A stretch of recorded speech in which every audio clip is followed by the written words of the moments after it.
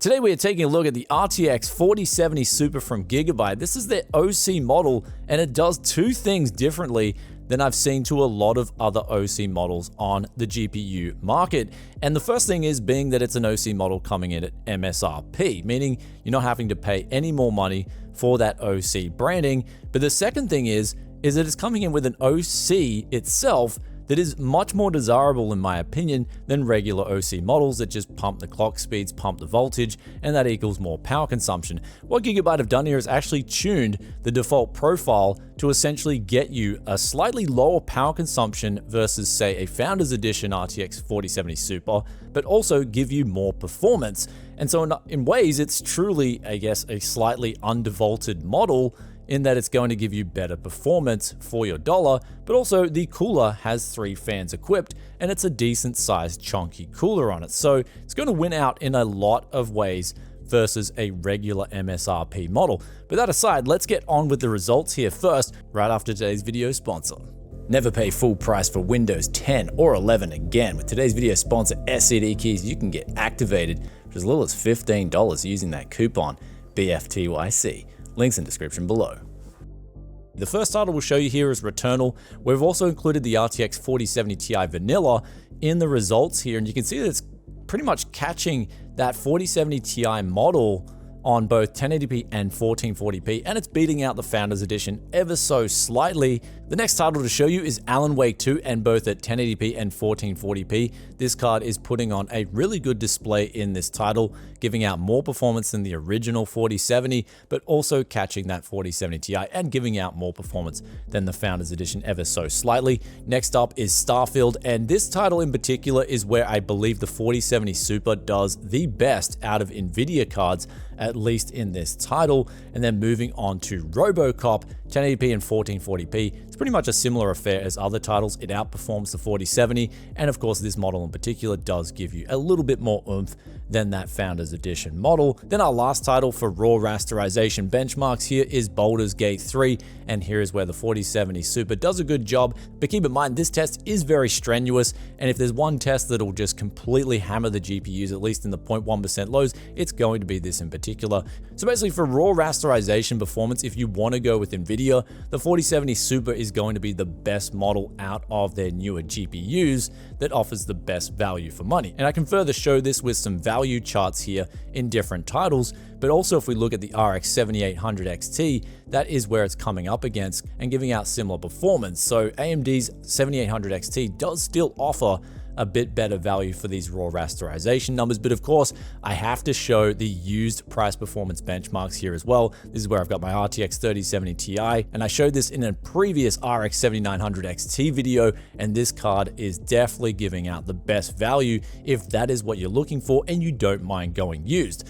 But the last test we're going to go over here is the ray tracing and the DLSS 3, and here's where the NVIDIA cards do shine with what I call the flare works. And so if you want to turn things like ray tracing on, and then you've got DLSS there as well, you can get a boost in performance in both, say, Alan Wake 2 or Returnal, the benchmarks that we tried it for. And of course, if you're looking for value for money with flare works on, NVIDIA is going to beat out AMD in these particular tests. Though the final test here is the power consumption results, and here is where the Gigabyte model, the OC model, is surprisingly not being really an OC model in traditional terms. It's coming in with lower power consumption than the Founders Edition card.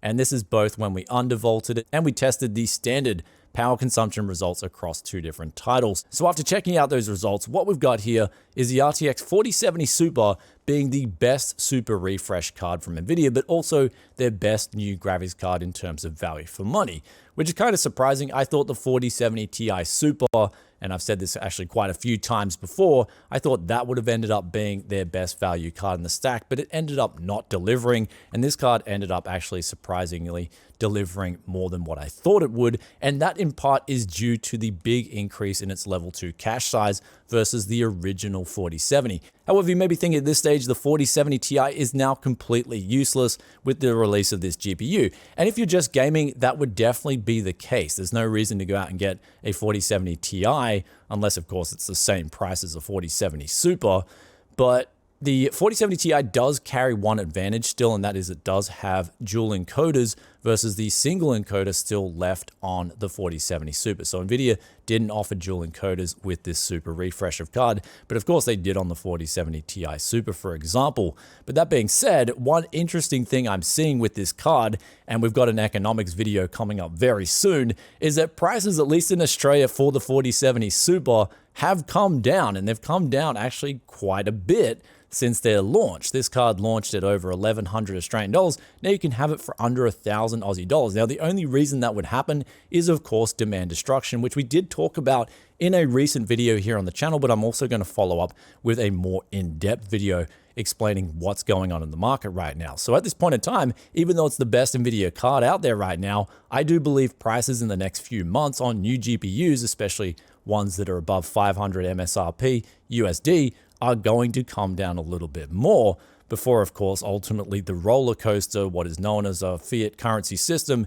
begins to partake in higher inflation. But basically, as it stands, this RTX 4070 Super from Gigabyte, they've done a really good job. And in fact, in Australia, they are the top selling GPU manufacturer here because I believe personally they do offer some of the best value when it comes to new cards. Their motherboards, on the other hand, that's a different topic for a different day. But looking at this card, and more specifically its temperatures and noise, it does a pretty good job here. Not a great job, but a pretty good job with keeping temperatures really low, especially if you decide to undervolt it.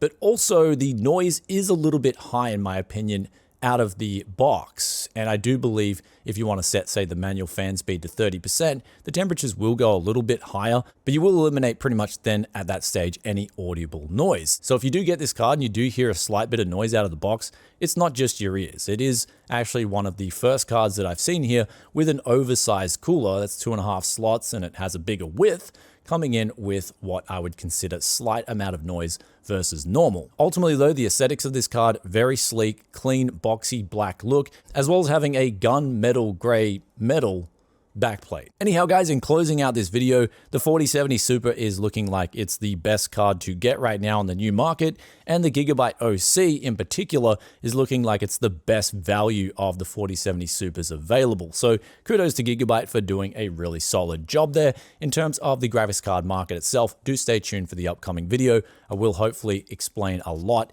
in that video, and you can take that home, especially if you're a bit patient and you can wait for the best deal to prop up. But in terms of getting a video card right now, if you cannot wait, this card is definitely going to be a solid pick. But of course, depending on where you live and depending on your markets, there may be different models coming in cheaper. And I think pretty much all these 4070 Supers are going to be relatively easy to tame in terms of their temperatures and noise, and so I wouldn't really worry about, saying, getting a different brand if it's coming in significantly cheaper. And with all that out of the way, that's pretty much it for this graphics card right here. Do let us know in the comments section below what you think of both the new and the used GPU market right now, and also what you think about what Gigabyte is doing with this OC model in particular.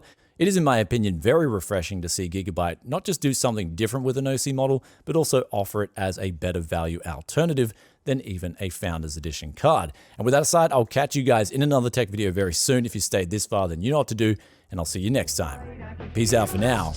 Bye.